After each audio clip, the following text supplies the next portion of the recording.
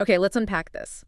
Imagine a vast ancient land over 2,500 years ago, really on the cusp of dramatic fundamental change. This isn't the age of the Indus cities anymore. I mean, that was long past. We're talking about a period where scattered communities, varying ways of life, and, well, new technologies started coming together, or sometimes clashing, maybe, to form something entirely new. Early states, powerful kingdoms, the first major empires, and the reemergence of bustling urban life and complex economies. It's a truly transformative era for the Indian subcontinent. Definitely. Definitely. We're covering roughly 1,200 years here, from about 600 BCE to 600 CE. Think about that time frame. I mean, over a millennium of development that profoundly shaped the course of South Asian history for centuries to come. Wow. It's when many of the core structures of politics, society, and economy that endured for a long time first took root. Really foundational stuff. And to understand this incredible sweep of history, you've provided us with a truly fascinating stack of sources. It's great. We're not just relying on one type of evidence here, are we? We're going to be digging into inscriptions etched in stone and metal, ancient texts that tell us stories and lay down rules, coins, the actual currency of the time, and even visual material like sculpture and pottery unearthed from archaeological sites. Absolutely. These sources are our primary connection to this distant past. But they don't just speak for themselves. Not really. Historians have to work hard to interpret them, piece them together, understand their context. They offer glimpses, sometimes contradictory ones, into the lives, power structures, and ideas of people who lived 2 millennia ago. Exactly. So consider our mission today a collaborative deep dive. We're going to go through your material, navigating these different types of sources together. Our goal is to extract the most important nuggets of knowledge, the surprising insights, and, well, the key takeaways that will help you understand how states consolidated power, how economies functioned and evolved, and how societies were organized during this pivotal 1,200-year span. Think of it as the essential intelligence briefing on early India. It's a complex puzzle, as you say. The sources aren't always straightforward. I mean, scripts had to be deciphered, languages understood, and you have to take into account the biases or perspectives of the original creators. Always. But by putting them side by side, we can build a much richer picture than any single source could provide on its own. Okay, so let's start at the very beginning of this period, setting the stage by looking at what the subcontinent was like in the centuries leading up to 600 BCE. Right. We often hear about the decline of the Harappan civilization around, 1800 BCE. What happened in that vast, almost 1,500-year gap before we see the reemergence of large-scale urbanism in states? There wasn't an empty period by any means. Your sources point to some key developments happening across different regions. Tell us about those developments. What was going on? Well, one significant event mentioned is the composition of the Rig Veda, this immense body of early religious hymns. It was being created by people living along the Indus River and its tributaries, primarily in the Northwest. This reflects the presence of certain cultural and social groups, likely semi-pastoral or agricultural, in that region, during the early part of this interregnum. So important religious and literary traditions are forming there. Precisely. Simultaneously, we see evidence of agricultural settlements gradually spreading and consolidating in various parts of the subcontinent. Your source mentions this happening in North India, extending into the Deccan Plateau, and even reaching parts of Karnataka further south. These were communities increasingly reliant on farming for their sustenance. Were they the only groups around, though? Or was it more mixed? No, definitely more mixed. The sources also suggest the presence of pastoral populations, particularly in the Deccan and further south. These communities relied more on raising animals, moving with their herds, and likely interacting with the settled agriculturalists in complex ways, perhaps through trade, maybe sometimes conflict. So you have this mosaic of different lifeways across the landscape. And then something quite visually striking starts appearing, especially in the central and southern parts of the subcontinent, from around the first millennium BCE, the megaliths. Yes, these are a fascinating development. Megaliths are these elaborate stone structures that mark new modes of disposing of the dead. You find them predominantly in central and south India. They range from simple stone circles to, really complex chamber tombs. What's really intriguing and highlighted in your source is what was often buried with the dead inside these megalithic structures. And that was? A rich array of iron tools and weapons. You find axes, hoes, sickles, but also swords, daggers, arrowheads. It's quite a collection. This is incredibly revealing. It tells us a couple of things. First, it suggests beliefs about an afterlife, where the deceased might need or benefit from these objects, maybe for continued work, or perhaps status. Second, and maybe more practically significant for understanding the era, It points to the increasing availability and importance of iron technology around this time, not just for agriculture, but also for warfare. Okay, so in the centuries leading up to 600 BCE, you've got diverse populations, hymn composers in the Northwest, expanding agricultural communities, pastoralists, groups adopting new burial practices with iron tools all spread across the subcontinent. And then around 600 BCE, things really start to accelerate and change dramatically. Yeah, this century, the 6th century BCE, is often pinpointed as a major turning point by historians, and for good reason. It wasn't just one single isolated event, but rather a confluence of several interlocking developments that fundamentally altered the social and political landscape. What were those key developments happening all at once? Well, first and foremost, we see the definitive emergence of early states, larger political entities, some beginning to grow into kingdoms and eventually empires. This is a shift from more decentralized tribal or lineage-based structures to more centralized forms of authority. And what was fueling that political shift? Underlying these political changes were crucial transformations in how agricultural production was organized and intensified. You absolutely need increased food surplus to support non-producing populations like administrators, soldiers, urban dwellers. You just can't have states and cities without a robust agricultural base. And speaking of urban dwellers, cities start appearing at the same time. Exactly. Hand in hand with the rise of states and agricultural intensification, new towns and urban centers begin to appear across virtually the entire subcontinent. These become centers of administration, craft production, and trade. So, you have these three major pillar states, intensified agriculture and urbanism, emerging and interacting in really dynamic ways. It really does sound like the foundations of a new, more complex civilization are being laid during this century. And to understand this transformation, as you mentioned earlier, historians rely on the specific sources we have right here. Right. Inscriptions that can date events and tell us about rulers' intentions, texts that record social norms and political ideas, coins that indicate economic activity and authority, and archaeological finds that reveal material culture and urban structure. Piecing together this complex picture requires carefully cross-referencing information from all these different types of evidence. It's detective work, really. Let's focus first on those earliest states that emerge around 600 BCE. Your source mentions they are frequently referred to as the Mahajanapadas. Yes, early Buddhist and Jaina texts are key sources for this. They consistently mention 16 states, or Mahajanapadas. The term itself is telling. Janaganpad literally means the land where a community, a jana, sets its foot or settles. So they were territories associated with particular peoples or groups, expanding beyond simple tribal areas. And the texts provide lists of the most important ones. They do. While the exact lists can vary slightly between different texts, names like Vaji, Magadha, Koshala, Kuru, Panchala, Gandhara, and Avanti appear repeatedly as the major players. If you look at the map provided in your source, you can see these were concentrated in the fertile plains of northern India, particularly the Ganga Valley, and extended into the northwest and central India. Were all 16 of these Mahajanapadas organized politically in the same way, or was there variation? That's a crucial distinction the sources highlight. Most of them were monarchies, ruled by individual kings. This is the political form that would, largely dominate later Indian history. But some were different. They were oligarchies, referred to as ganas or sanghas. In these systems, power was not concentrated in a single individual, but shared among a group of men, often collectively called rajas. That's fascinatingly different, a kind of collective rule. Can you give us a sense of who might have belonged to these ganas or sanghas? Absolutely. Your source points out that incredibly important figures from this period, like Mahavira, associated with the founding of Jainism, and Siddhartha Gautama, the Buddha himself, belonged to such ganas. This tells us that these were not marginal political forms.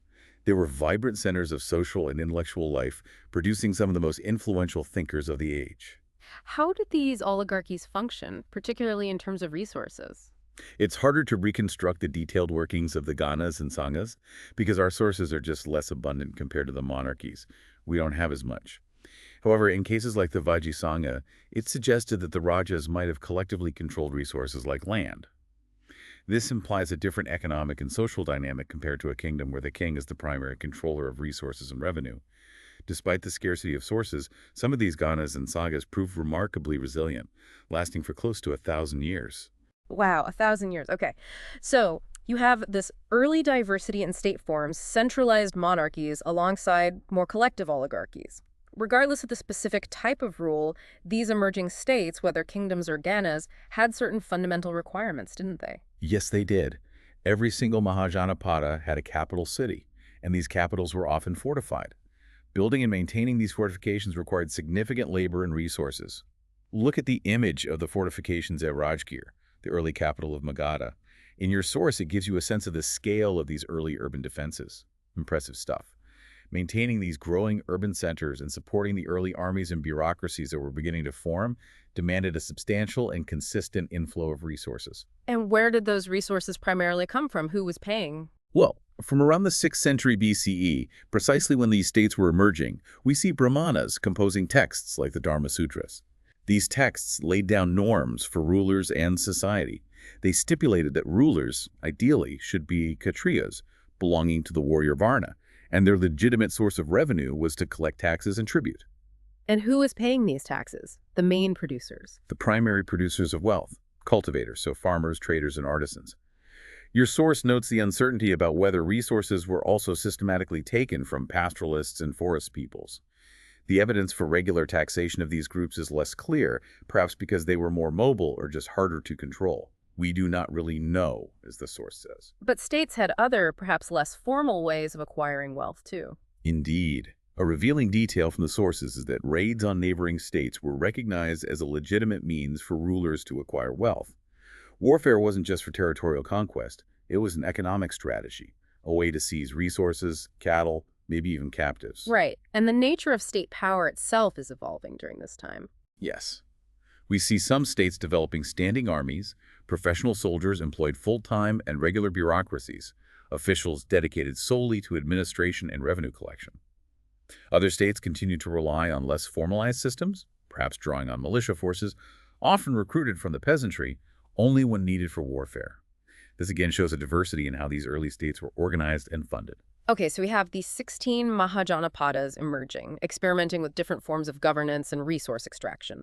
But out of these 16, one becomes exceptionally powerful, eclipsing the others. Let's move on and talk about the rise of Magadha to dominance. Right, Magadha. Located in the strategic and resource-rich region of present-day Bihar, Magadha became the most powerful Mahajanapada between the 6th and 4th centuries BCE. And historians have deeply explored why Magadha achieved this preeminence. Was it geography, resources, or maybe leadership? Or a mix? What are the different explanations that historians have put forward? What do modern historians emphasize? Modern historians tend to emphasize material factors, looking at the geographical and economic advantages of the region. They point to the fact that the land in Magadha, particularly the alluvial soil of the Ganga plain, was exceptionally fertile, leading to highly productive agriculture. This provided a strong economic base, supporting a larger population and generating a significant food surplus that could feed soldiers and officials and, of course, be collected as revenue. So food production was absolutely key. What else gave them an edge? Access to crucial natural resources. Magadha was geographically close to rich iron mines located in what is now Sharkent. This access to iron was a massive advantage. It provided the material for better agricultural tools, like more durable plowshares, which increased productivity. And crucially, it also provided the material for superior weapons, swords, spears, arrowheads, giving the Magadhan army a technological edge. Iron for farming and fighting. That's a potent combination. It really is. Another significant material advantage was the presence of elephants in the forests of the region. Elephants were highly valued in ancient warfare, serving as mobile battering rams, shock troops, even elevated platforms for archers. The Magadhan rulers could incorporate large numbers of these powerful animals into their army. And finally, location along a major river system. The Ganga and its tributaries flowed right through Magadha. These rivers weren't just sources of water for irrigation. They offered incredibly cheap and efficient communication and transport routes. Moving armies, officials, and goods by river was far easier and faster than overland travel in that era. This facilitated internal control and access to resources and trade. Big advantage. So modern historians see it as a combination of fertile land, vital minerals like iron, military resources like elephants, and ease of communication, almost like the geographical cards were stacked in Magadha's favor. That's the materialist perspective, yes.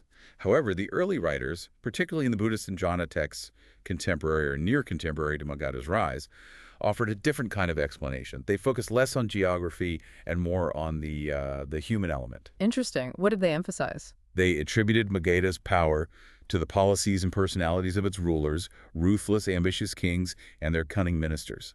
They saw strong, determined leadership as the driving force behind the state's expansion and success. Who are some of these kings the texts highlight? Any famous names? The best known include Bimbisara, his son Ajatasattu, and Mahapamananda.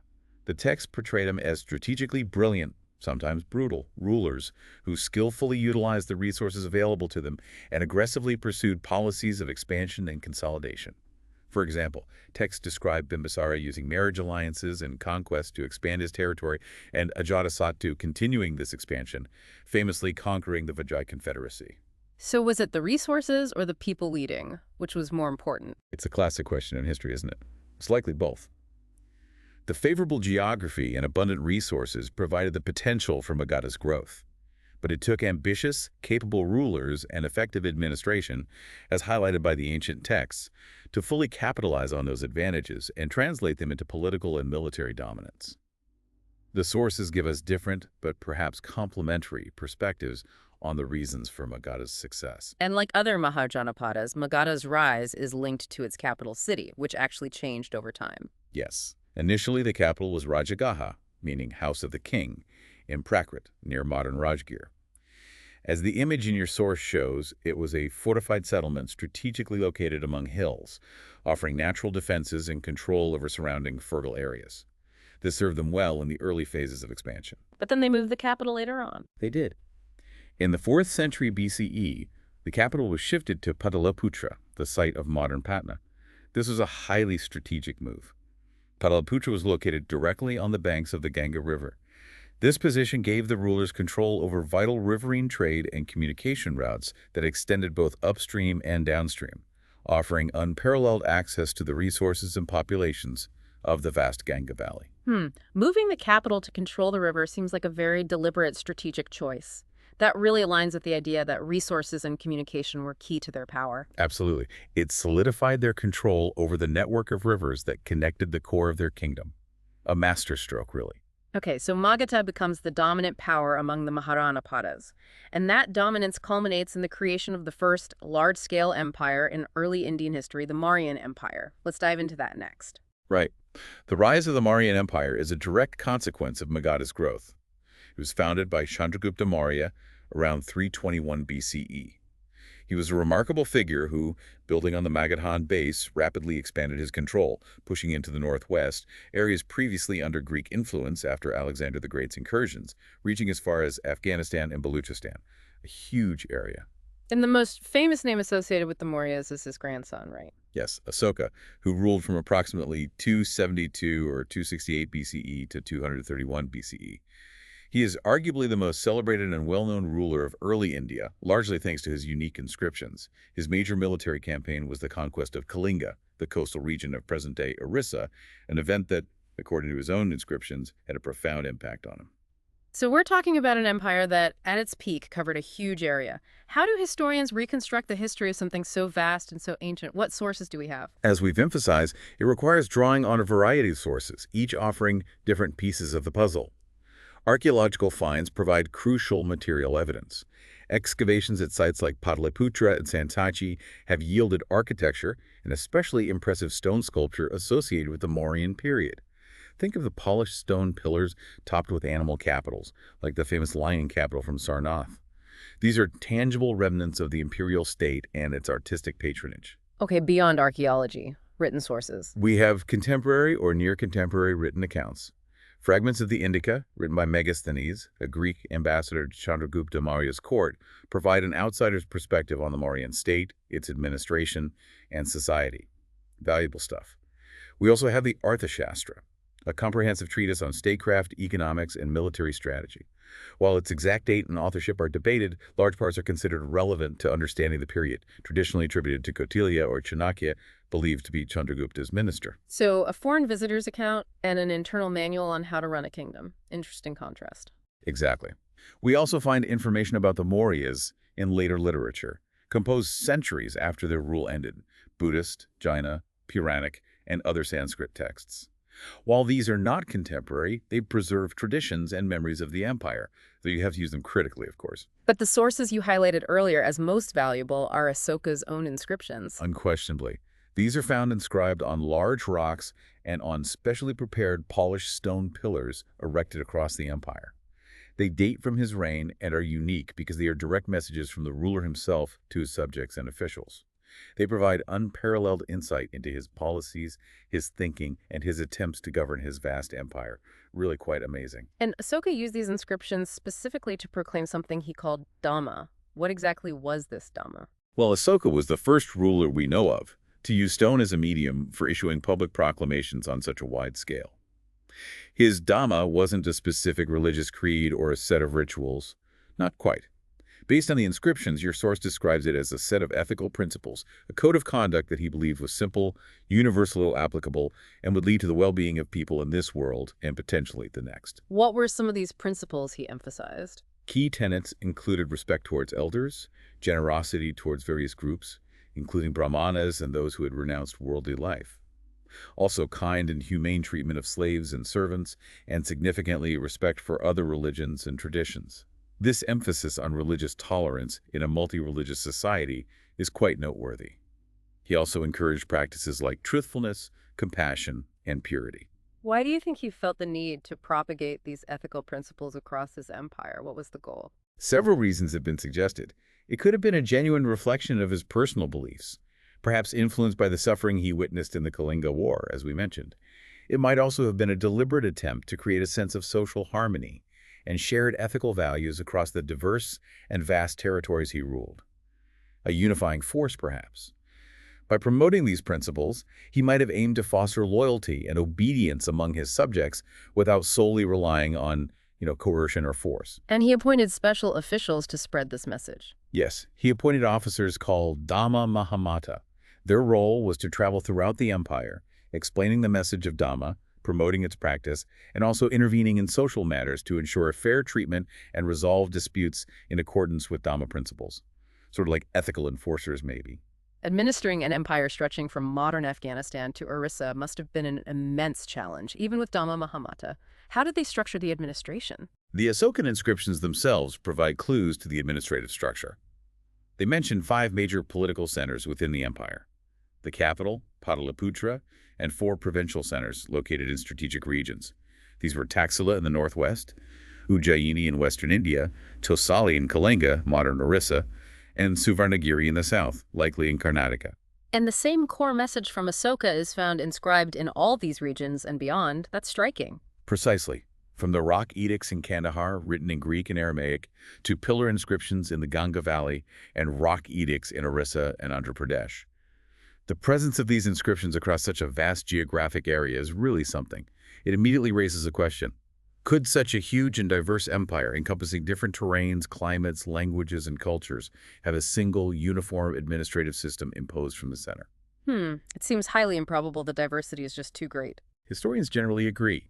It's much more likely that administrative control was strongest and most direct in the areas immediately around the capital, Pataliputra, and in the provincial centers. These centers were strategically chosen. Taxila and Ujjayini were on major long-distance trade routes. Pataliputra commanded the river network. Suvarnagiri, meaning Golden Mountain, was possibly significant for controlling access to gold-bearing regions in Karnataka, a valuable resource for the imperial treasury.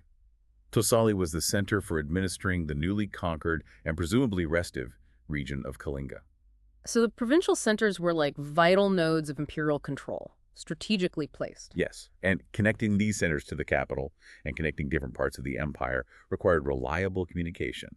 That was key. Journeys between Pataliputra and a provincial center like Taxila or Suvarnagiri would have taken weeks, even months. I mean, imagine that. This logistical challenge meant the administration had to make arrangements for those traveling on official business, providing provisions, securing routes, establishing rest stops. And the army was clearly essential for maintaining control and security across these vast distances. Absolutely vital. Megasthenes provides a fascinating, albeit fragmented, account of the Mauryan military organization. He describes a sophisticated system involving a committee responsible for coordinating military activity, divided into 6 subcommittees. 6 subcommittees. What did they cover? According to Megasthenes, there was a subcommittee for the Navy, one for transport and provisions, and one each for the main arms of the army. Foot soldiers, that's infantry, horses, cavalry, chariots, and elephants. Covered all the bases. The Transport and Provisions Subcommittee sounds particularly complex to manage. That must have been a huge job. It certainly had varied and essential tasks.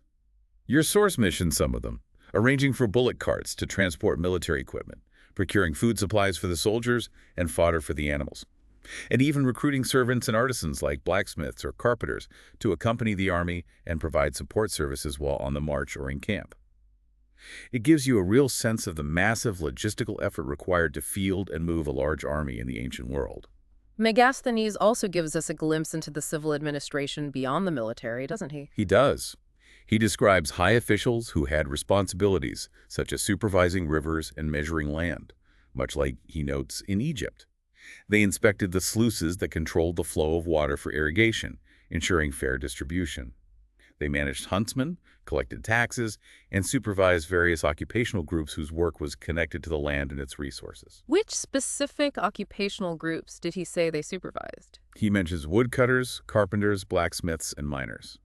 This tells us something important about what the state considered vital to control or regulate. Why do you think state officials were supervising woodcutters, carpenters, blacksmiths, and miners specifically? What does that tell us about the Mauryan state's priorities? That's a great question to think about. Consider what these groups produced or extracted. Timber from woodcutters and carpenters is needed for construction buildings, fortifications, chariots. Ships also fuel, like charcoal for blacksmiths, and tools. Blacksmiths, working with iron from miners, produce agricultural implements, weapons, tools, and other essential metal goods. Miners extract valuable ores and minerals, including iron, copper, possibly precious metals, which are vital for currency, weapons, tools, luxury goods. Controlling these groups and their output means controlling crucial resources for the state's economy, its military, urban development, and revenue collection. It shows the state was deeply invested in managing the core materials and skills that powered its infrastructure, agriculture, and military might.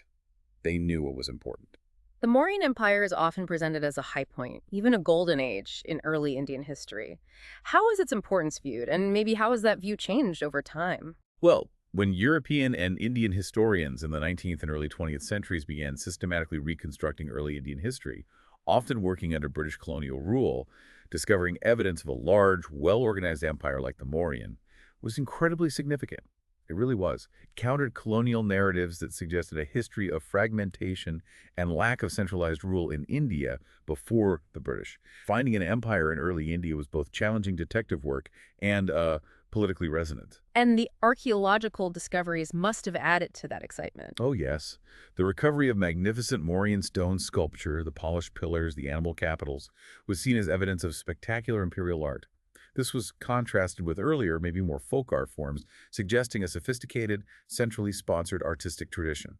Asoka's ethical message in his inscriptions was also seen as particularly admirable and unique, distinguishing him from later rulers who might use more grandiose titles or emphasize conquest more explicitly. Nationalist leaders in the 20th century certainly found Asoka an inspiring figure, a symbol of a powerful and ethically minded past ruler. So, the initial perspective was heavily influenced by the context of colonial rule and burgeoning nationalism. Makes sense. Exactly. However, more recent historical analysis, while still acknowledging the Mauryan significance, has offered a more nuanced reassessment of the empire's importance and reach. Your source points out some key aspects of this revised view. What are those points of reassessment? How do we see it now? First, the Mauryan Empire, while vast, actually lasted only about 150 years. In the long sweep of the subcontinent's history, that's not a terribly extended period compared to some later dynasties or regional kingdoms that endured for centuries. Second, the empire, even at its peak under Asoka, did not encompass the entire subcontinent. As the map shows, large parts, particularly in the far south, remained outside Mauryan control. And as we discussed with administration, control wasn't uniform across the territory they did hold. Precisely. Control was likely much stronger in the core areas around the capital and provincial centers, and perhaps less direct or more mediated by local authorities in more peripheral regions. So while it was an empire, it might not have been as tightly centralized or uniformly administered everywhere as earlier historians sometimes portrayed. It's a more complex picture. So significant, yes, but perhaps not the single, unparalleled golden age or the model for all subsequent Indian states. More nuanced. It's about placing it in context and acknowledging its limitations as well as its achievements. By the 2nd century BCE, after the Mauryan decline, we see a resurgence of regional powers.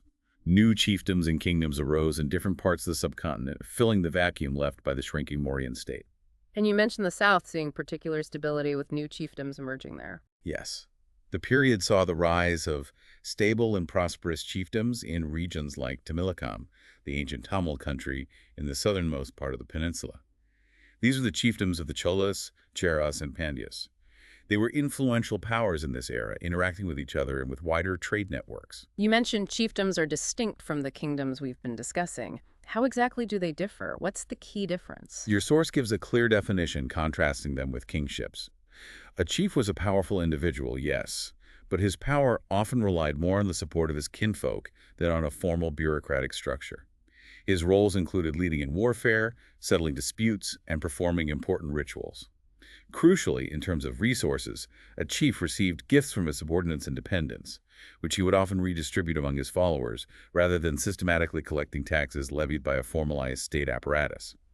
Chiefdoms generally lacked the standing armies and permanent officials characteristic of developed kingdoms.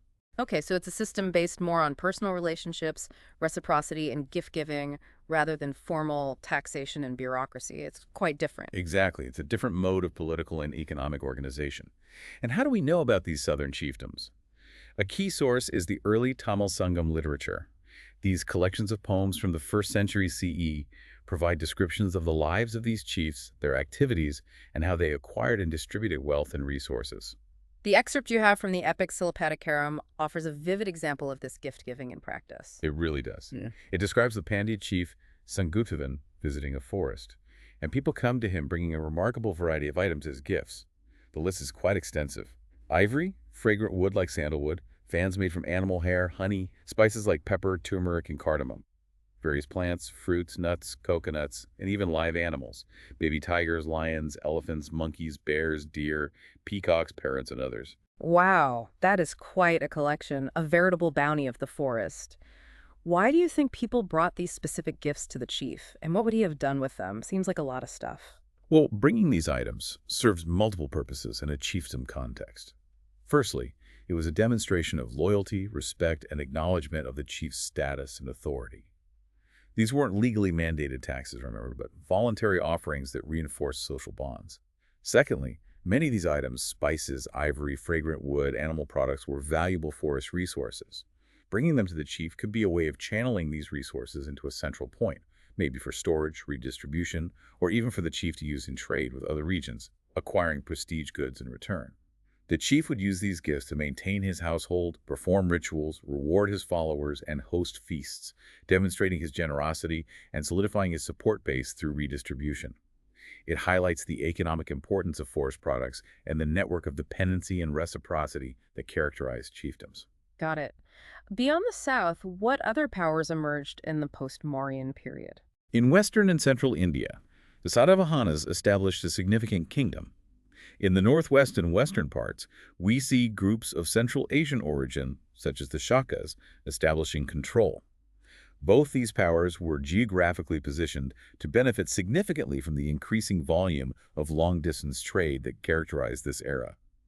Your source notes something interesting about their origins, too. Oh yeah, what's that? Their social origins were often obscure.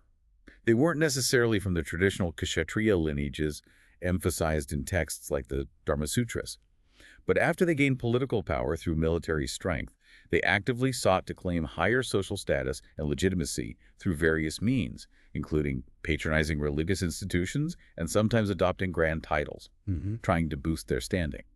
Interesting. So gaining political power allowed them to sort of reshape their social standing. This leads us neatly into the next part. Projecting power and developing new notions of kingship beyond just military strength. Precisely. As states grew and new rulers emerged, they needed ways to legitimize their authority, inspire loyalty, and differentiate themselves from others. This wasn't just about collecting taxes or winning battles. It was about creating an aura of power and status. Image management, you could say. And one major strategy seems to have been connecting themselves to the divine, to the gods.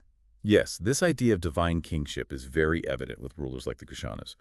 They ruled a vast kingdom from around the 1st century BCE to the 1st century CE, stretching from Central Asia into northwest India. Our understanding of them comes from inscriptions and texts, but critically from their coins and sculpture. What do their coins and sculpture tell us about this divine connection? Look at the image of the Kushana coin in your source. On one side, you see the king, often depicted in distinctive Central Asian attire. On the other side, you see a variety of deities, often from different religious traditions, Indian, Iranian, Greek. The mere act of placing the ruler on one side and a deity on the other already suggests a close association. More striking are the colossal statues of Kushana rulers. These were found in special shrines, for instance, at Makkah Mathura in India and in Afghanistan. Historians interpret these large, imposing statues placed in sacred spaces as a deliberate effort by the Kushanas to portray themselves as godlike figures. And they adopted a specific title to reinforce this. Yes, many Kushana rulers used the title Devaputra, meaning son of God. Your source suggests this may have been inspired by the practice of Chinese rulers who were referred to as the sons of heaven.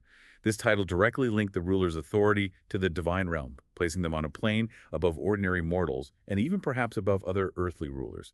It was a powerful way to claim legitimacy, especially for rulers of foreign origin, establishing themselves in a new land. Okay.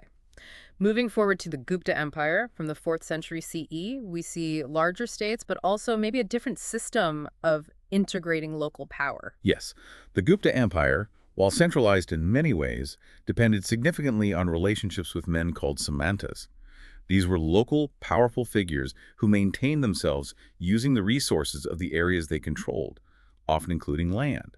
They weren't salaried officials in the same way as in the Mauryan core administration, more like powerful local lords. And what was the relationship between the Gupta emperor and these Samantas? How did that work? The Samantas offered homage to the Gupta ruler and provided military support when needed.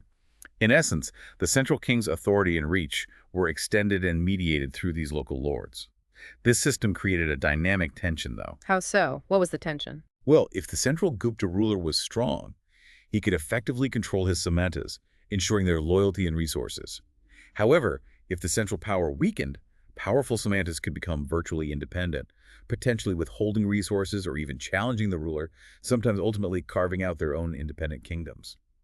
Conversely, a powerful Samanta from a subordinate position might eventually become strong enough to overthrow the ruler and establish a new dynasty. It was a precarious balance. So the Samanta system could be both a strength by extending reach and a weakness leading to potential fragmentation. How do we learn about rulers like the Guptas and how they projected their power given this dynamic? We rely on a combination of sources: literature from the Gupta period, their coins, and importantly, inscriptions. A key source type, particularly for understanding how kings wanted to be seen, is the prashasti. What exactly is a prashasti? You mentioned the term earlier. The term literally means praise. These are compositions, often written in elegant Sanskrit verse, composed by court poets. Their explicit purpose was to praise the king or other powerful patrons who commissioned them, detailing their virtues, achievements, and lineage, glorifying them. So they're basically works of flattery and glorification. Does that make them difficult for historians to use for actual factual information? It certainly means historians have to be critical consumers.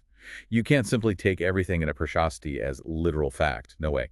The creators and the audience of the time valued these compositions as skilled poetry and rhetoric, not necessarily as objective historical chronicles. They were intended to create a specific image and project a particular idea of the ruler's power and legitimacy. Historians use them to understand the ideology of kingship, the qualities rulers wish to embody, and the events they wish to commemorate, while cross-referencing claims with other sources. And the Prayoga Prashasti is a famous example, praising the Gupta ruler Samudragupta. It's one of the most well-known prashastis from early India, composed by Harishana, a court poet and minister of Samudragupta, arguably the most powerful ruler of the Gupta dynasty in the 4th century CE. The language used is incredibly elaborate and potent, designed to elevate the king to a near superhuman status. Let's look at some phrases from the excerpt in your source. Harishina describes Samudragupta as being without an antagonist on earth, someone who wiped off the fame of other kings with the soles of his feet. Pretty strong stuff. Powerful, conquering imagery, absolutely. He's portrayed as an irresistible force, unmatched in his military might. But the Prashasti goes further. It describes him with titles and qualities that place him far beyond ordinary human rulers. It calls him Purusha, the supreme being, and says he is the cause of prosperity for the good and destruction for the bad. And then it explicitly compares him to deities. Yes, it states he is equal to the gods Kubera, Varuna, Indra, and Yama. These are major deities in the Hindu pantheon. Kubera is the god of wealth, Varuna the god of the cosmic order and oceans, Indra the king of the gods and god of rain and thunder, and Yama the god of death. Wow. Equating the king to the gods of wealth, cosmic order, power, and death. That's a remarkably high claim of status and authority. That's not subtle. It is not. If you compare this approach to projecting power with the Kushanas, their colossal statues and shrines, their title Son of God, and then look at the language used in the Gupta Prashastis comparing the king to the supreme being and major deities, you see a consistent thread. Rulers in this era were actively using religious and symbolic means to elevate their status, legitimize their rule, and inspire awe among their subjects and rivals. So looking at the visuals, the Kushana statue, the coin, and the descriptions from the Prashasti, what elements really make these seem like images or descriptions of a king beyond just a normal, powerful person? And why do you think they consistently felt the need to claim such high, even divine status? What was the point? Visually, it's the scale, like those colossal statues, the regalia they wear, perhaps being shown alongside deities or symbols of power, like on the coins. You just know this isn't an ordinary person. In the Prashastis, it's the comparison to gods, the claims of unmatched power, the idea that they maintain cosmic order or dispense justice like a deity. They are portrayed not just as rulers of land, but as cosmic figures. As for why they claim such status, there are several reasons. It provided immense legitimacy, placing their authority beyond challenge by mortal rivals. For rulers like the Kushanas, who were relative newcomers, it offered a way to establish themselves in a new cultural context by appealing to a universal source of power. For states like the Guptas, it might have helped consolidate control over a fragmented landscape where they relied on Samantas. Portraying the central king as semi-divine could bind these subordinates through religious awe as well as political obligation. It's a powerful tool for projecting authority and demanding loyalty in a diverse society. We spend a lot of time talking about kings, states, and urban elites. I mean, the people who commission the sources or are described in them. But what about the vast majority of the population who lived in the countryside and worked the land? Let's shift our focus now to life in the fields, agriculture, and rural society. Yeah, this is one of the biggest challenges for historians studying this period. The voices of ordinary people, particularly the rural population, the farmers, laborers, villagers, are largely absent from the historical record. They rarely created the inscriptions or wrote the texts that have survived. So getting their perspective, understanding their daily lives, and knowing what they thought about the rulers we've been discussing is very, very difficult. How do historians try to get around this limitation then? Are there other kinds of sources? Well, they turn to sources that, while not written by these people, might reflect aspects of their lives or popular attitudes. Stories collected in anthologies like the Jatakas, tales related to the previous lives of the Buddha, and the Panchatantra, animal fables with moral lessons, are valuable here. These stories often originated as oral traditions circulating among the populace before being written down, so they might capture some popular sentiment. The Gandatindu Jataka story in your source is a good example of what these tales can reveal. It is. It tells the story of the subjects of a wicked king in the village of Gandatindu. The villagers are suffering terribly. They complain that they are attacked by robbers at night, stealing their property, and by tax collectors during the day, taking away their produce and wealth, caught between a rock and a hard place. Right. So the situation is so unbearable. What do? Their response is quite drastic. The story says the people of Gandatindu abandoned their village entirely and fled into the forest to escape both the robbers and the king's tax collectors, just packed up and left. This story, even if it's fictional, reflects a potential reality of the time, the intense pressure from state demands, taxes, and the insecurity of life. And that abandoning settled life for the comparative freedom, despite the hardships of the forest, was a conceivable, perhaps occasional response to excessive oppression. That story paints a vivid picture of a strained relationship between the state and the rural population. Rulers needed resources, and that pressure was felt directly by the peasants. Absolutely. The demand for resources by the growing states and cities led rulers to adopt various strategies to increase revenue, and one major way to do this was, logically, to boost agricultural production. What were the key strategies to increase production during this period? What changed? One significant development was the spread of plow agriculture, using iron-tipped plowshares. This technology had been around earlier, sure, but its widespread adoption, particularly in the fertile, high-rainfall areas of the Ganga and Kaveri river valleys from around the 6th century BCE, was transformative. Iron plowshares were much more effective than wooden plows or hoes at turning the heavy, dense alluvial soil, allowing for deeper cultivation and bringing more land under the plow. And in parts of the Ganga Valley, there was a specific technique that dramatically increased rice yields. That was paddy transplantation. Instead of simply scattering rice seeds, broadcasting, which can result in uneven growth and losses, farmers developed the technique of growing rice saplings in a nursery bed and then carefully transplanting them into waterlogged fields. Your source correctly points out that this was backbreaking work, incredibly labor-intensive, but it led to a significantly higher survival rate for the plants and much greater yields per unit of land compared to broadcasting. Worth the effort, apparently. So new tools and new techniques boosting output. But these weren't adopted universally across the board. No, adoption varied depending on the environment. The iron plowshare wasn't suitable for all soil types or terrains. In semi-arid regions like parts of Punjab and Rajasthan, the soil was lighter, and perhaps also due to social factors, the iron plow wasn't widely adopted until much later, even into the 20th century. And in the hilly tracts of the northeast and central India, the terrain was unsuitable for plowing, and hoe agriculture remained the dominant method, more suited to the sloped landscape and shifting cultivation practices. Different tools for different jobs. Okay. Beyond the plow, what other major strategy was used to boost production? Water must have been key. Irrigation was crucial, absolutely, especially in regions with irregular rainfall, or for cultivating water-intensive crops like paddy. Various methods were used. Digging wells, constructing tanks, which are basically reservoirs, and sometimes even building canals. These irrigation works were sometimes organized by village communities themselves through collective labor, but increasingly, especially for larger projects, they were undertaken or sponsored by powerful individuals, including kings.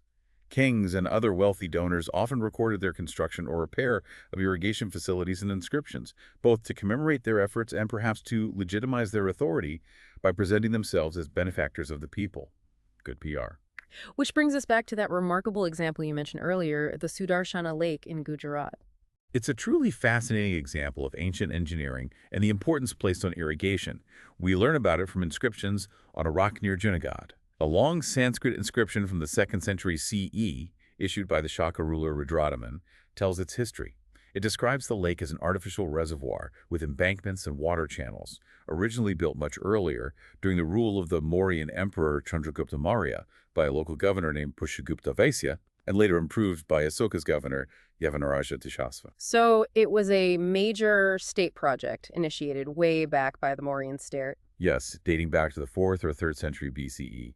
Rudradaman's inscription goes on to narrate that in his time, a terrible storm broke the lake's embankments, causing all the water to rush out, a disaster. Rudradaman then claims he had the lake repaired, rebuilding the embankment to be 3 times stronger. He explicitly states he used his own resources for this massive undertaking, and notably claims he did it without imposing any tax on his subjects, a detail likely included to enhance his image as a benevolent ruler. That claim of not taxing subjects for the repair is quite specific, very pointed. It is, and it tells us something about the potential unpopularity of extra taxes, even for beneficial projects. People don't like taxes, even then. The story of the lake continues on the same rock with another inscription from the 5th century CE during the Gupta period, mentioning that the lake needed repair again and was restored by a Gupta ruler's official. This shows the long history and continued importance of this reservoir over centuries. It needed constant upkeep. So why do you think rulers from the Mauryas to the Shakas to the Guptas made arrangements for irrigation works like this lake? What was in it for them? Why spend the resources? There are several reasons. Fundamentally, irrigation increases agricultural reliability and productivity. More reliable agriculture means more food production, which can support a larger population and generate a greater surplus. This surplus is the economic base for the state. It can be collected as revenue taxes, used to feed armies and officials and support urban populations. By providing irrigation, rulers strengthen their economic foundation. Simple as that. Additionally, sponsoring or repairing irrigation works was a powerful way for rulers to gain legitimacy and popularity among the peasantry. It demonstrated their concern for the welfare of their subjects, portraying themselves as protectors and providers, which could enhance their authority and reduce the likelihood of unrest, particularly given the potential for strained relations we saw in that Jataka story. It was good governance, good economics, and good propaganda all rolled into one. Right. So while new technologies and irrigation boosted overall production, the benefits weren't shared equally, leading to a more divided rural society. Is that right? This is a critical consequence. The increase in agricultural output and the investment required for new techniques or irrigation led to growing differentiation within rural communities. Sources like the Buddhist tradition speak of a hierarchy in agriculture. Landless agricultural laborers who owned no land and worked for others, small peasants who owned and cultivated their own plots, and large landholders who owned extensive tracts of land and employed others to work it. A clear hierarchy. Was there a specific term for some of these groups? Yes, the term Gahapati appears frequently in Pali texts. It's a flexible term, used for both small peasants who were heads of households controlling their land and family labor, and sometimes for much larger landholders. The Gahapati was fundamentally the owner or master of a household, controlling its resources, which included not just land and animals, but also people, family members, slaves, and hired workers. The term could also be a marker of status, sometimes used for wealthy members of the urban elite, suggesting a connection between rural landholding wealth and urban status. So power in the village wasn't just about land size, but who controlled the labor and resources within their household unit. Interesting. Exactly. And within the village structure, powerful figures emerged. The large landholders, with their control over land and labor, wielded significant influence. Village headmen also held considerable local power. Their position was often hereditary, allowing families to maintain authority over generations and exercise control over other cultivators in the village, mediating between them and the state. And we see similar social distinctions described in the South, in the Tamil literature too, don't we? Yes, the Sangam texts from Tamilakam also describe a stratified rural society.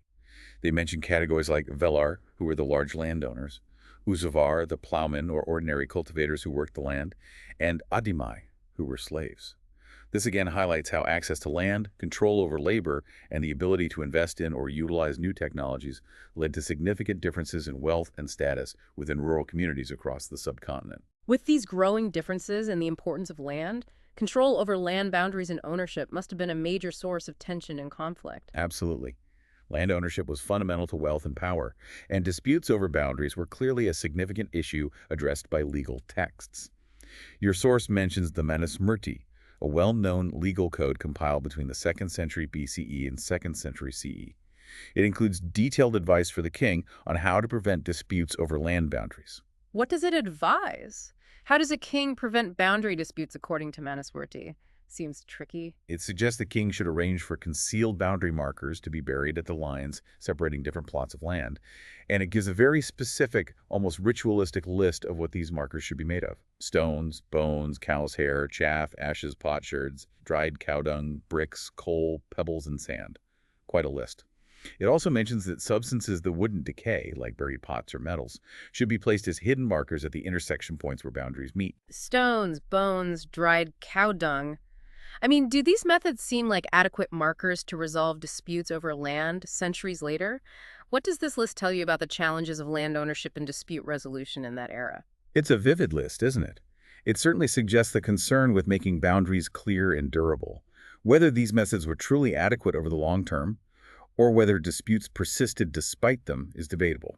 Probably not foolproof. But the very need to list such diverse, sometimes perishable items, and the emphasis on concealed markers, maybe to prevent tampering, reflects the difficulty of securely establishing property lines in an age before modern surveying and record-keeping.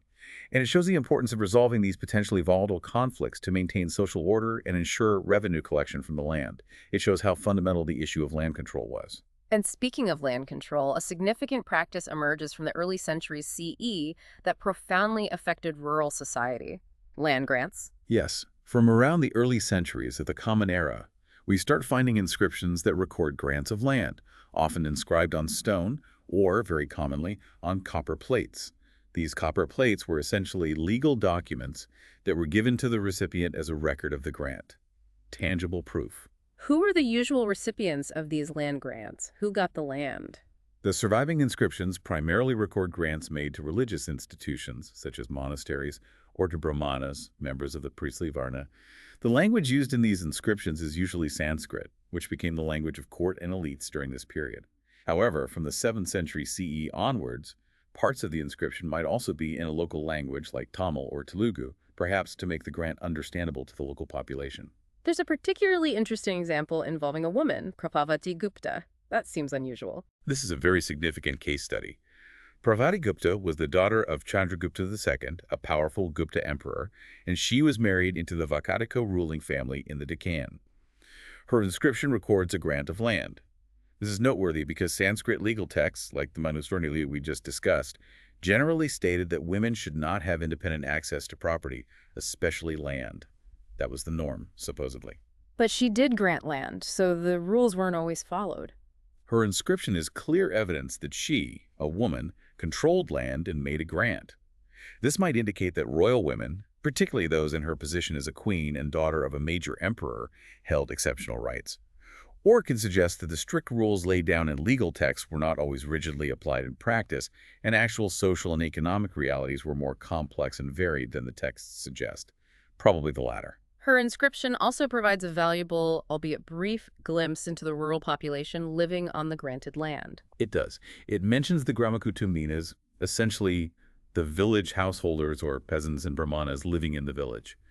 It states that these villagers were expected to provide a range of produce to the recipient of the grant, the new lord of the village basically, obey his commands and pay him dues. This shows how the grant fundamentally changed who controlled the resources and labor of that village. A big shift in power locally. The land granted to Brahmanas was often referred to by a specific term, agrahara. What did this entail?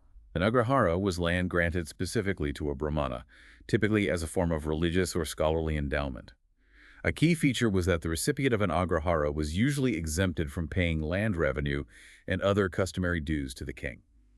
Even more significantly, they were often given the right to collect these dues from the local people living on the granted land. So the revenue stream was diverted from the state to the Brahmana recipient. And Prabhavati Gupta's inscription gives a remarkably detailed list of the specific exemptions and rights transferred with the land grant. It's quite specific. It's quite illuminating about the range of royal rights in village produce. It states that the village granted is not to be entered by soldiers or policemen, essentially. The state's enforcement arms are excluded. Keep out. The villagers are exempted from providing grass, likely for royal horses or officials on tour, animal hides for seats, and charcoal to touring royal officers. It exempts the area from the royal right to buy fermenting liquors, implying local brewing was a royal prerogative or taxed. Dig salt, mines, or kadira trees, again, valuable resources controlled by the state. It also exempts them from supplying flowers and milk. Furthermore, the recipient is granted rights to any hidden treasures or underground deposits, and the authority to collect all major and minor taxes. Quite a package deal. Based on that incredibly detailed list of exemptions and rights being transferred, I mean, what kinds of things can we infer were being produced or found within that village community? It seems like much more than just basic grain. You're absolutely right. The list gives us a window into a more diversified rural economy than just subsistence farming. The mention of charcoal, grass, hides, milk, flowers, and kadira trees, which were used for timber, dye, and medicine, strongly suggests animal husbandry, forest resource collection, perhaps some specialized cultivation like flowers, and possibly some local craft activities requiring charcoal. The mention of rights to salt, mines, and hidden treasures points to potential natural resources or economic activities beyond agriculture that the state sought to control. It suggests a village that produced food, yes, but also forest products, animal products, and possibly mineral resources or artisanal goods, all of which generated value that the state, or in this case the grantee, wanted to access. A complex little economy. These land grants, particularly the agrahara system diverting revenue, seem very significant. What's the main historical debate about their overall impact on the state and society? Is there agreement? Oh no, it's a really active area of debate among historians. Some historians argue that these land grants were a deliberate strategic policy by ruling dynasties to extend the reach of agriculture, perhaps into uncultivated or frontier areas.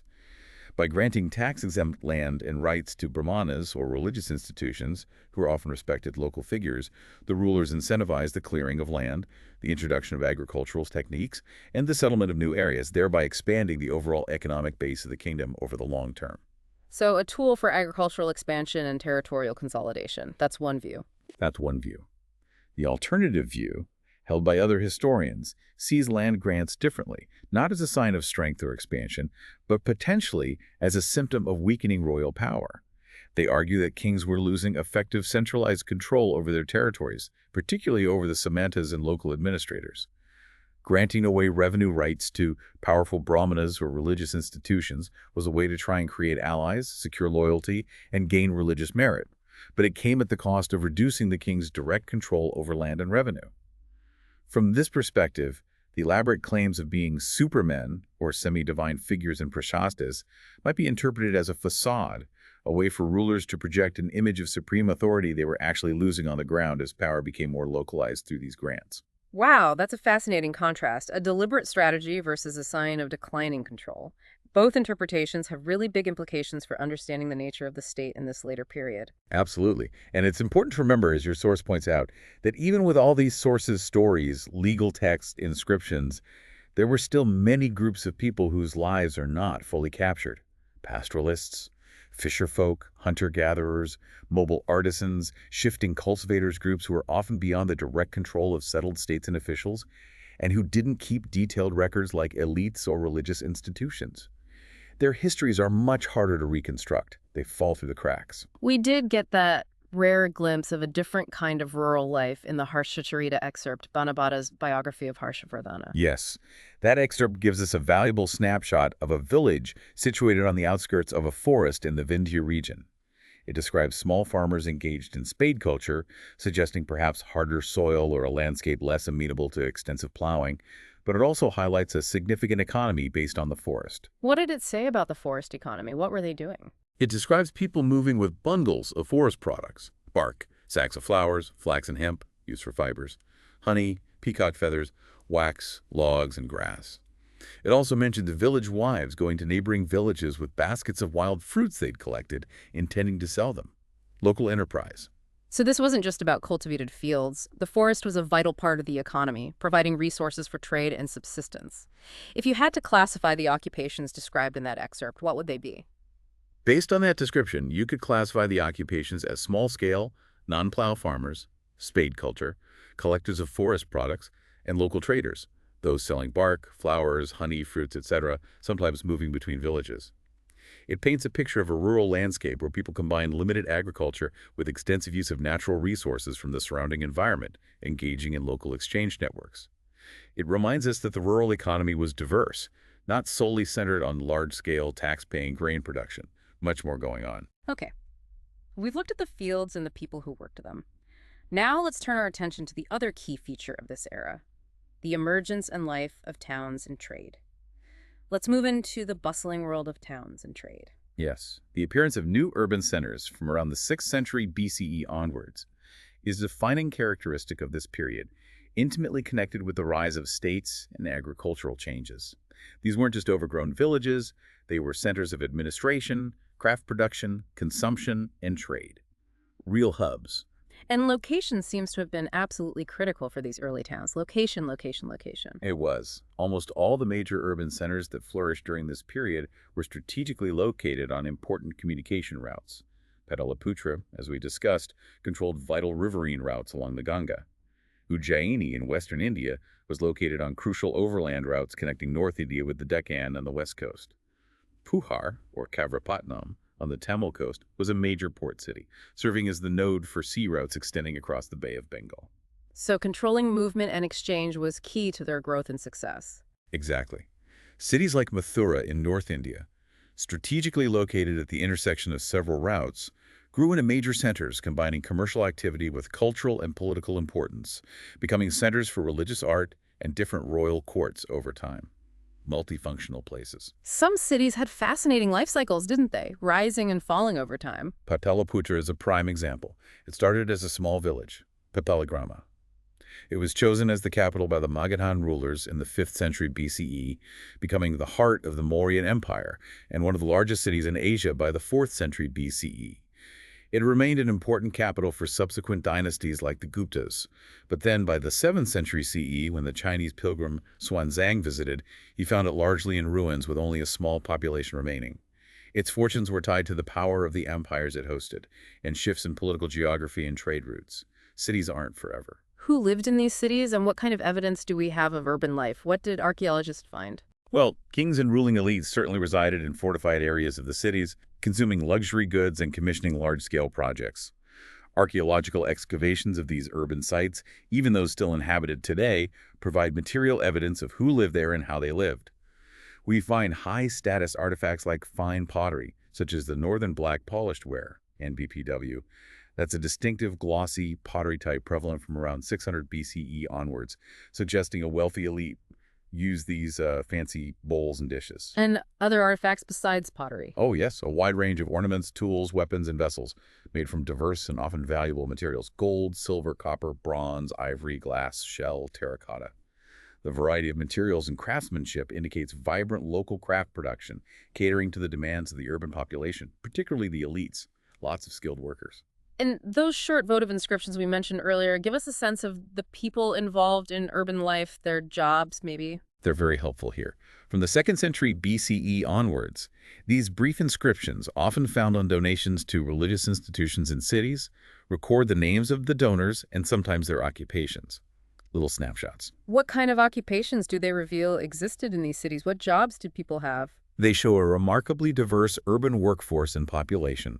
The inscriptions mention people from a wide range of professions: washing folk, weavers, scribes, carpenters, potters, goldsmiths, blacksmiths, the essential craftspeople, but also officials, religious teachers, merchants of various kinds, and even members of ruling families contributing donations. This paints a picture of specialized labor and a complex social structure within these urban centers. How was the production of all these crafts organized to meet urban demand? Were they working independently?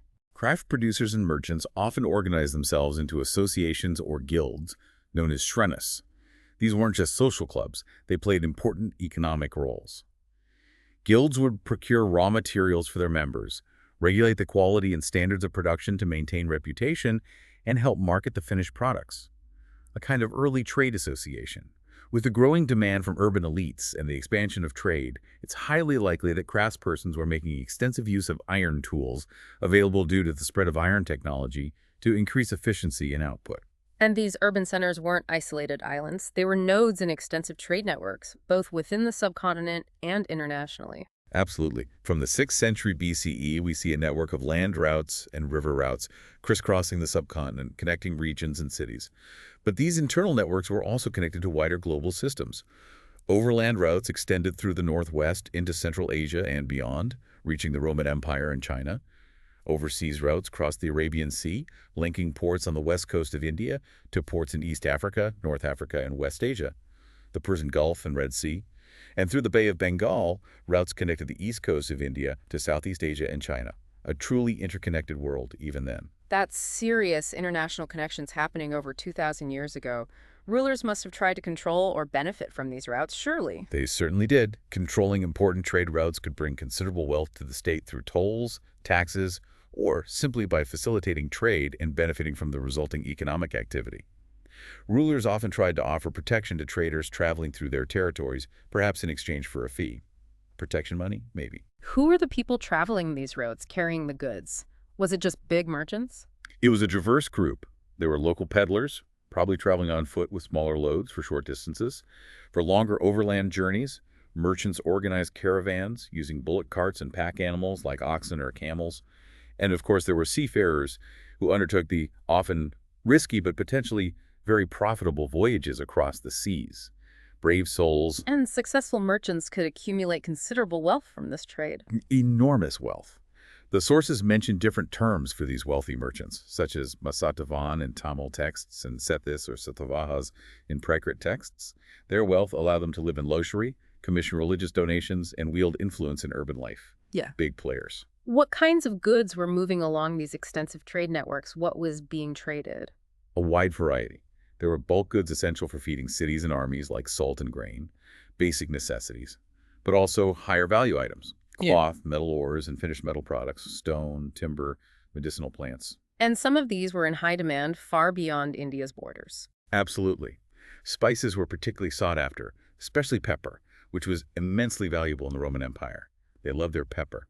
Fine textiles like cotton and silk and medicinal plants also fetched high prices internationally. These goods were transported across the Arabian Sea to the Mediterranean world. The Periplus of the Erythraean Sea gives us a unique window into this maritime trade from a contemporary perspective. Tell us about that source. It's a remarkable source, really. Written by an anonymous Greek-speaking sailor, probably from Egypt around the 1st century CE. It's essentially a merchant's guidebook describing the ports and trade opportunities along the coast of the Red Sea, East Africa, the Arabian Peninsula, and India, as far as the Ganges Delta. It offers a very practical, on-the-ground view of ancient commerce, like an ancient, lonely planet for traders. What does the Periplus tell us about trade with South India, particularly the Malabar coast? It describes market towns on the Malabar coast, which it calls Muziris, likely near modern Kochi, and Nelsinda, where large ships were sent from the Red Sea. It notes that these ships were specifically sent there because of the great quantity and bulk of pepper and malabathrum, possibly cinnamon or cassia, produced in the region. This tells us that these were not just sporadic exchanges, but organized large-scale trade ventures focused on specific, high-demand commodities. They knew what they were going for. And it lists the imports and exports at these ports. What was coming in and going out? The list is very revealing about the nature of the trade. The imports included a great quantity of coin, indicating money was flowing into India, along with luxury goods or materials like topaz, antimony, coral, crude glass, copper, tin, and lead. The exports, in addition to the massive quantities of pepper and malabathrum, were fine pearls, ivory, silk cloth, transparent stones of all kinds, mentioning diamonds and sapphires specifically, and tortoiseshell, high-value stuff. So manufactured goods and raw materials coming in, and luxury goods, spices, and raw materials for crafts going out. A two-way street. Precisely. It was a trade involving both raw materials and finished luxury items. And the archaeological evidence complements this beautifully. Your source mentions the discovery of a bead-making industry at Kodumanal in Tamil Nadu using precious and semi-precious stones. This site produced some of their transparent stones mentioned in the Periplus. It suggests that local production centers were feeding into this international trade network, with local traders supplying these valuable materials to the coastal ports for export to the Roman world. Connecting the dots. Why do you think the anonymous author of the Periplus compiled such a detailed list of goods, ports, and routes? What was his purpose? Just curious. Oh, his purpose was purely practical and commercial. He was likely a merchant or a ship captain himself, or writing for them. This document was a guide, a piece of commercial intelligence. It provided crucial information for navigating the trade routes, which ports were safe, what goods were available or in demand at each location, what could be brought into trade, who controlled the ports, maybe even details about the local rulers or customs. It was designed to help merchants plan profitable voyages and minimize risks in a complex and distant trading world. It shows us a sophisticated knowledge network that underpinned ancient international trade. It was serious business. All this extensive trade, involving goods of high value and volume, must have required a standardized medium of exchange. That brings us nicely to Part 8, following the money coins in commerce. Yeah, you can't have large-scale trade without an efficient way to conduct transactions. Coinage played a vital role in facilitating economic exchange during this period, evolving significantly over time. What were the earliest coins we see emerging around the same time as Mahajanapadas? Among the earliest types of coins found in the subcontinent are punch-marked coins. They were made of silver and copper and appear from around the 6th century BCE onwards. As the image in your source shows, they are irregular in shape, often square or rectangular bits of metal, and were made by punching or stamping symbols onto their surface. These symbols could include geometric shapes, animals, or human figures. Quite basic, but effective. They have been found across the subcontinent, indicating widespread use. How do historians study these coins? What can they tell us? The study of coins is a specialized field called numismatics.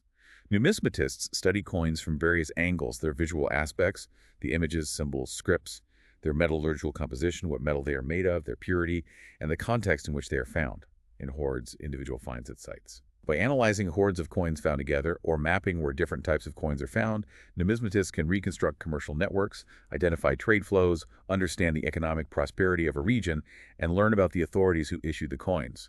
Coins are like data points. Who actually issued those early punch-marked coins? Was it always the state? That's a debated point. The symbols on some punch-marked coins seem to be associated with specific dynasties, including the Mauryas, suggesting they might have been issued by royal authorities. However, it's also considered likely that powerful merchants, bankers, and perhaps even wealthy townspeople issued some of these coins to facilitate their own extensive trading activities and transactions. They weren't necessarily centralized state issues in the way later coins were, maybe more decentralized.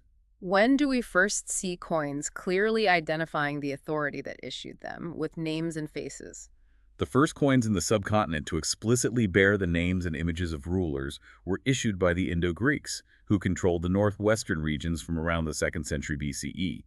These coins, often in silver, show the Greek ruler's portrait and name, and sometimes symbols of Greek deities, much more personalized. And then came a period known for its gold coinage, the Kushanas again.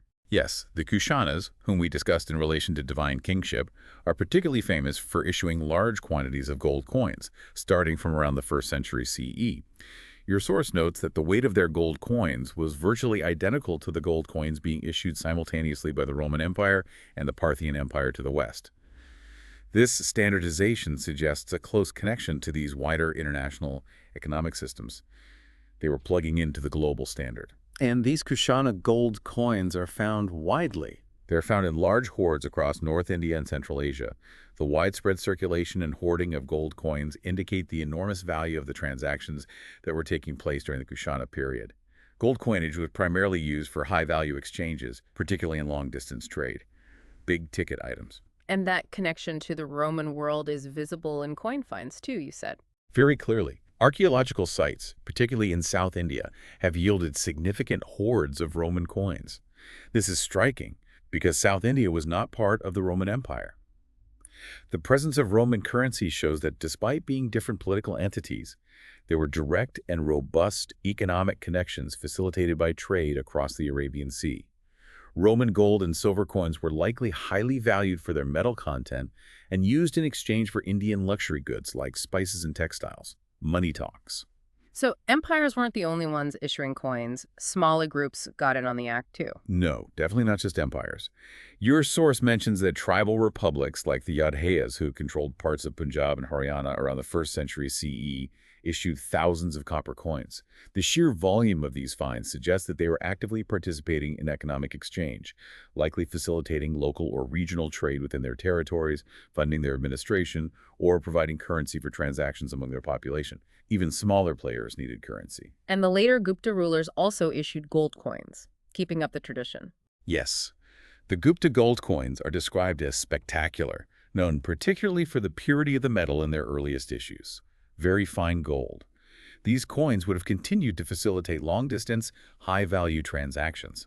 The wealth generated by this trade would have benefited the Gupta kings significantly, supporting their administration and patronage. But your source notes something interesting happens around the 6th century. CE finds of gold coins seem to taper off. Does this mean the economy was collapsing? What happened? This observation has led to a significant debate among historians. The decline in the number of gold coins found from around the 6th century CE does raise questions about the economic conditions of the time. It's a puzzle. What is one interpretation of this decline in gold coins? Some historians argue that this decline in gold coin finds is indeed evidence of an economic downturn or crisis, particularly impacting long-distance trade. They link it to external factors, such as the collapse of the Western Roman Empire in the late 5th century CE. Since the Roman Empire was a major market for luxury goods from India, its decline would have reduced demand and disrupted the profitable trade networks across the Arabian Sea, potentially impacting the prosperity of Indian states and merchants who relied on this trade. The bottom fell out of the market, maybe. So the loss of a key international market caused an economic slump back in India. That's one argument. However, other historians offer a different interpretation. They argue that the fewer finds of gold coins don't necessarily mean a decline in economic activity overall. Maybe something else was going on. They suggest that new towns and trade networks were emerging within the subcontinent during this period, shifting the focus.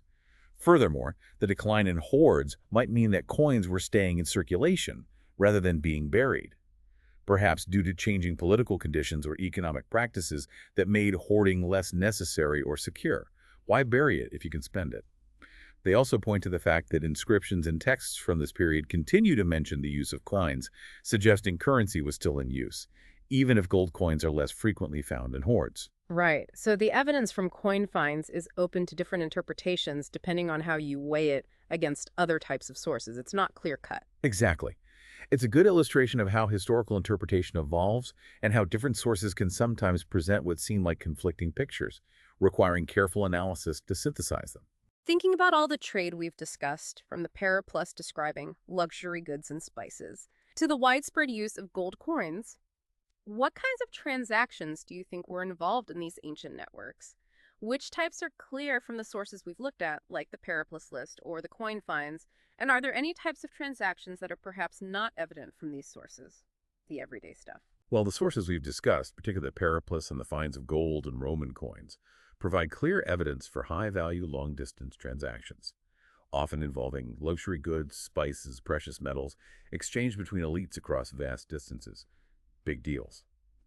The widespread punch-marked and copper coins suggest more localized, perhaps lower-value, commercial exchanges within the subcontinent or tribal areas. Smaller-scale trade.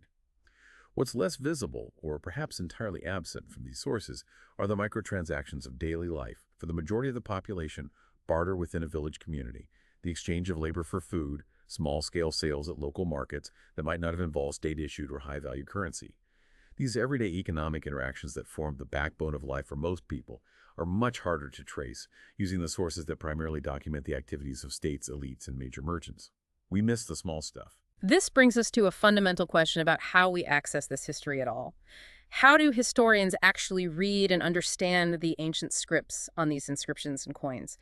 Let's go back to basics for a moment. How do we read ancient scripts?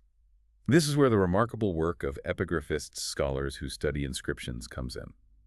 The languages and scripts used in ancient India are not read today, not commonly anyway. So, figuring out what is written on these crucial sources is the absolutely essential first step in using them for historical reconstruction. You can't read it, you can't use it. And the most prevalent script in early India was Brahmi, you said. Yes.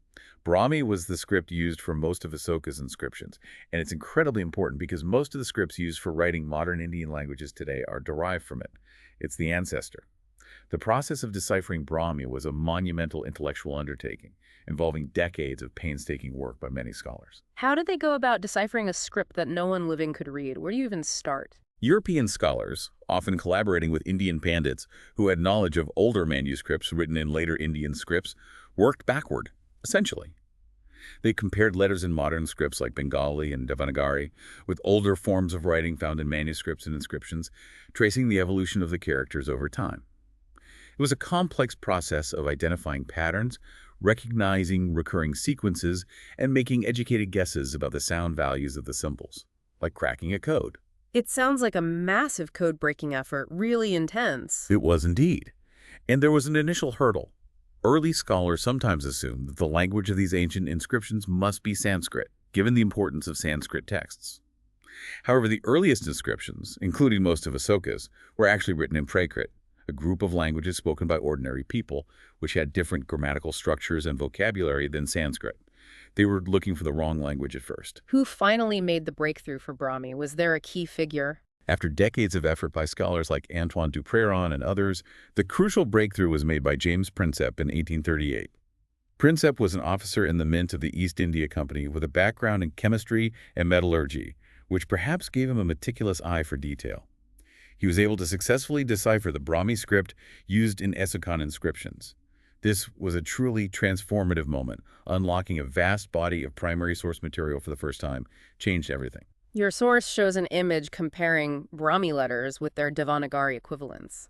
Can you see similarities or differences yourself when you look at them? It's hard to tell sometimes. Absolutely. If you look closely, you can often see the fundamental shapes from Brahmi preserved or subtly changed in Devanagari. For example, the Brahmi symbol for Ka might look like an inverted V with lines, and you can sort of see that basic structure in the Devanagari, Ka. Or the Brahmi A might have a similar foundational stroke to the Devanagari A. But other letters look quite different, reflecting centuries of calligraphic and linguistic evolution.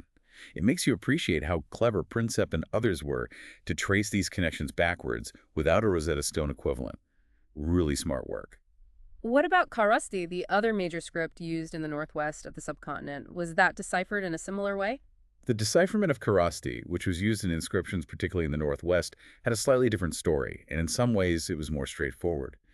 The key to unlocking Kharosthi came from finds of Indo-Greek coins from the 2nd and 1st centuries BCE. How did those coins help decipher Kharosthi? These Indo-Greek coins were often bilingual and biscriptal. They feature the name of the Greek king inscribed in Greek script on one side and in Korosti script on the other. Two scripts, same name. Ah. So if you could read Greek, you had a cheat sheet. Precisely. European scholars at the time could read ancient Greek, but looking at a coin that said, for example, King Apollodotus in Greek, and then seeing a sequence of Korosti symbols next to it, they could start to match the Greek letters and sounds to the Korosti symbols. They could identify the symbol for A, then perhaps P, L, O, and so on, building up an alphabet piece by piece. And Prinsep was involved in this too. He was busy. Yes, James Prinsep was again a key figure. Once scholars had figured out the sound values of the Korosti script using the bilingual coins, Prinsep was able to identify the language of these inscriptions as Prakrit, just like many of the Brahmi ones. This allowed for the reading and interpretation of longer inscriptions written solely in Korosti. Your source includes an image of an Indo-Greek coin looking at the two scripts on it, so you can really see how that comparison would have been possible. Okay, so once these ancient scripts are deciphered, how do historians actually use the inscriptions as historical evidence? What are the challenges and complexities involved beyond just reading the words? It can't be that simple. No, even with deciphered scripts, using inscriptions requires careful analysis and critical thinking. Let's look at Asokan inscriptions as examples of some of these challenges. One issue is simply identifying the ruler or person who commissioned the inscription. Your source points out that in one inscription, source 10, Asoka's personal name, Asoka, isn't mentioned. Instead, he uses titles like Devanampiya, meaning beloved of the gods, and Piyadasi, meaning pleasant to behold. So how did historians confirm that these titles referred to Asoka specifically? By comparing numerous inscriptions, they found other inscriptions that use these very same titles, Devanampiya and Piyadasi, but also in a few instances specifically mention the name Asoka. By examining the consistency in the content, the style of the language, and the very form of the letters used across these inscriptions, what epigraphists call paleography, they concluded that all the inscriptions using these specific titles were issued by the same ruler, who was named Asoka in some of them. It was a process of cross-referencing and corroboration, patient work. Another challenge is assessing the claims made within the inscription. For example, in source 10, Asoka claims that in the past there were no arrangements for disposing affairs, nor for receiving regular reports. That sounds like a big claim. This is where a historian has to engage critically with the source. You have to ask, is this statement likely to be literally true? Can we believe that no ruler before Asoka had any system for governance or receiving information? Considering the existence of Mahajanapadas and the administrative structures we discussed earlier, that seems highly improbable. Historians recognize that rulers often exaggerate their own innovations or portray the past negatively to make their own reign look better. Standard political spin, maybe? Asoka was likely improving, formalizing, or perhaps changing the nature of these arrangements. For example, appointing Dhamma Mahamata for reports on social welfare rather than creating them entirely from scratch. So the challenge is to interpret the claim not just for its factual content, but for what it tells us about the ruler's intentions and desired image. Read between the lines. And even just establishing the exact text of the inscription can be difficult if it's damaged. Yes. Inscriptions are often damaged over centuries. The stone might be chipped, weathered, or broken, leading to faint or missing letters. Epigraphists spend countless hours meticulously studying the surviving traces. When publishing inscriptions, they often add brackets around words or letters. Your source points this out. These brackets indicate where the original text is missing or damaged, and the word or letter inside the bracket is the epigraphist's best guess at reconstructing what was originally there, based on context and surviving fragments. This process requires immense care to ensure the reconstruction accurately reflects the author's probable intent and doesn't introduce unintended meanings. It's not just filling in blanks randomly. Beyond the text itself, there are questions about the intended audience and the effectiveness of these inscriptions. Who were they really for? Absolutely. Asoka's orders were placed on rocks or pillars, often in prominent locations near cities, roads, or population centers. But would ordinary people passing by actually read them? The vast majority of the population in ancient India was likely not literate. And even if someone could read, would people across the diverse empire understand the specific form of Prakrit used in the inscriptions, which might have varied from local dialects? Good question. And the ultimate question, did people actually follow the orders and advice contained in these inscriptions? Did it work? That's incredibly difficult to know. An inscription tells us what the king wanted to communicate or what he decreed. It doesn't provide automatic confirmation that his message was fully understood, accepted, or put into practice by everyone throughout his vast territories. Your source correctly states that the answers to these questions about literacy, comprehension, and compliance are not always easy to find using the inscriptions alone. We just don't know for sure. Let's look at a particularly famous and moving example, the Kalinga Anguish inscription, source 11. This inscription is often seen as a profound reflection of Asoka's remorse after his conquest of Kalinga. This inscription is indeed powerful and has captured the imagination of many. It describes in detail the immense suffering caused by the conquest of Kalinga, the deportation of 150,000 people, the killing of 100,000 more, and countless others who died from disease or starvation in the aftermath. Horrific numbers. Asoka describes his deep regret and sorrow over this violence, stating that the conquest was very painful and deplorable. He goes on to say that after this experience, he felt intense devotion to Dhamma and decided that future conquests should be through Dhamma, not military force. It's widely interpreted as a turning point in his life and policies, a real change of heart. But there's a peculiar puzzle related to where this specific inscription is located, isn't there? Yes, this inscription, which speaks so directly about the suffering caused by the conquest of Kalinga, is actually conspicuously missing from the set of Asokan rock edicts found in present-day Orissa, the region that was ancient Kalinga. Other Asokan inscriptions are found there, but not this particular one detailing the anguish. Why not? What could the absence of this inscription in Kalinga itself suggest? Why leave it out there? Historians have pondered this. Perhaps the memory of the conquest was too raw and painful in Kalinga itself for the ruler to directly address the topic there. Maybe he felt it was more appropriate to express his remorse to populations in other parts of the empire. Or perhaps its absence suggests something more complex about the intended audience or purpose of different inscriptions in different regions. Was it just too awkward to put up there? It highlights that the distribution of inscriptions, where they were placed and where they were not placed, can be as significant and informative as the content of the inscriptions themselves. If you look at the overall map of Asokan inscription distribution in your source, do you notice any patterns? Are they clustered near major cities, trade routes, or perhaps the frontiers of the empire? They often seem to be deliberately placed in locations meant for public viewing or strategic communication. This constant process of deciphering, interpreting, and questioning the sources brings us to our final section, the limits of the sources. Revisited, we need to be realistic. Throughout our deep dive, we've relied heavily on inscriptions, texts, coins, and archaeological finds. But it's crucial to end by reiterating the inherent limitations of these sources and what they can actually tell us. Some limitations are technical, as we discussed with deciphering and damaged texts. Right. Even with the scripts deciphered, we face technical issues like faint engraving, damaged stone, or missing letters, which can make the reconstruction of the original text uncertain and lead to scholarly debates about the precise wording. Then there are challenges with the meaning of the words themselves.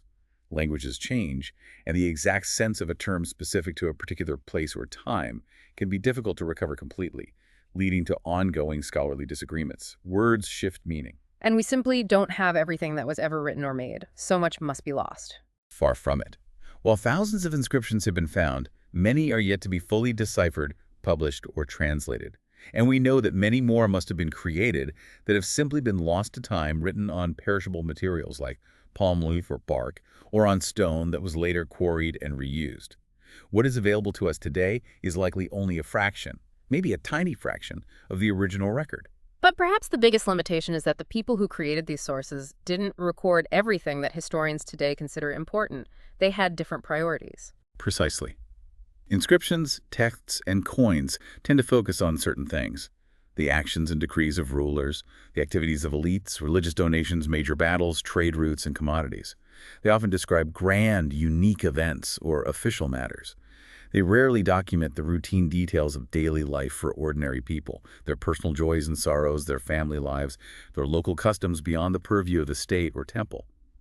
These fundamental aspects of existence, which make up the vast majority of human experience, are largely missing from the historical record from this period. We lose the everyday texture of life. And there's the unavoidable perspective bias. These weren't written by just anyone. Almost without exception, the sources we have from this era were commissioned by or reflect the viewpoint of those in positions of power or authority: kings, wealthy donors, religious institutions, court poets, elite merchants.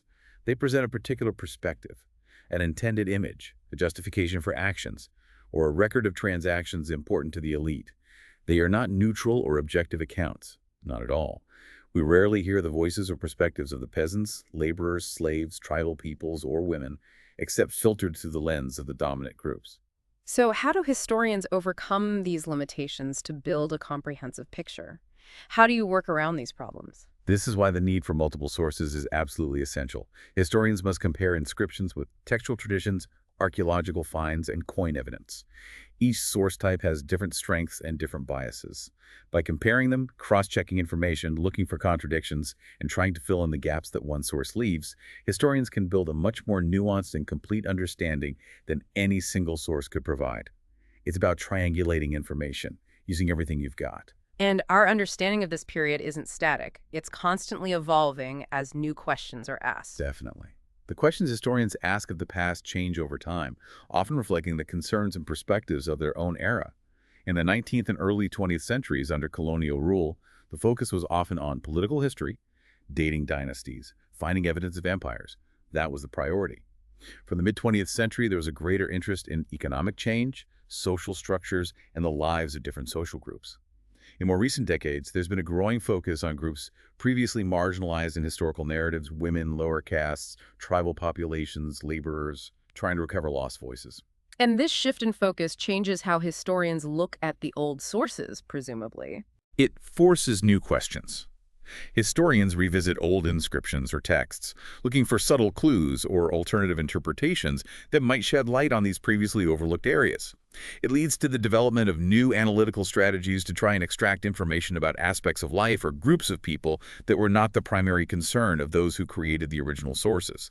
History, then, isn't a fixed set of facts delivered from on high. It's a continuous process of exploration, interpretation, and reinterpretation of the past based on the available evidence and the evolving questions we bring to it.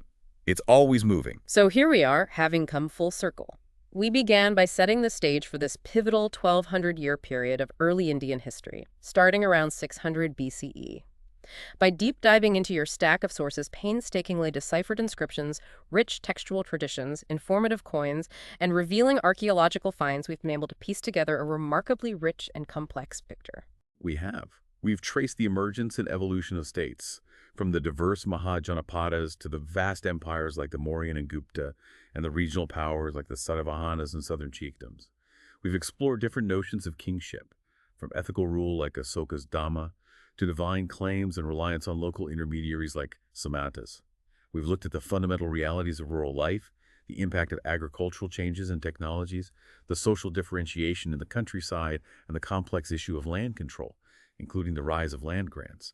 And we've delved into the vibrant world of towns, the organization of craftspeople, and the extensive trade networks that connected the subcontinent internally and linked it to wider global economies, tracked partly through the evolution and circulation of coinage. It's a huge amount of change. And throughout, we've been constantly reminded that understanding this distant past isn't a simple matter of just reading a history book. Not at all. It involves the detective work of deciphering ancient scripts, the critical thinking required to evaluate biased or incomplete sources, the careful comparison of different types of evidence, and the humility to acknowledge the many things we still don't know, particularly about the lives of ordinary people. It's a process of building knowledge layer by layer, always aware of the limits of our evidence and the ongoing nature of historical inquiry. History is never finished. Considering the enormous challenges faced by rulers like Asoka in administering such vast and diverse territories with limited technology and communication methods, think about the time it took messages to travel. Weeks, months. What lessons or parallels do you see between their efforts to connect with their people and the communication challenges faced by leaders or large organizations today, even with all our modern technology? Is there a connection? That's a fascinating thought. Even with instant global communication, the fundamental challenges of ensuring messages are understood, trusted, and acted upon across diverse populations remain. It's still hard. Leaders today still grapple with information overload, combating misinformation, tailoring messages for different audiences, and ensuring that directives translate into action on the ground. Asoka, with his stone inscriptions and walking Dhamma Mahamata, faced the logistical scale, the sheer distance. Modern leaders face the scale of digital noise and fractured attention spans. The mediums are worlds apart, obviously. But the core complexities of connecting with and governing large, diverse groups of people persist, requiring constant adaptation and strategic communication. Some problems are timeless. It certainly puts our modern communication frustrations into a different perspective. Indeed. Makes you appreciate email, maybe. maybe.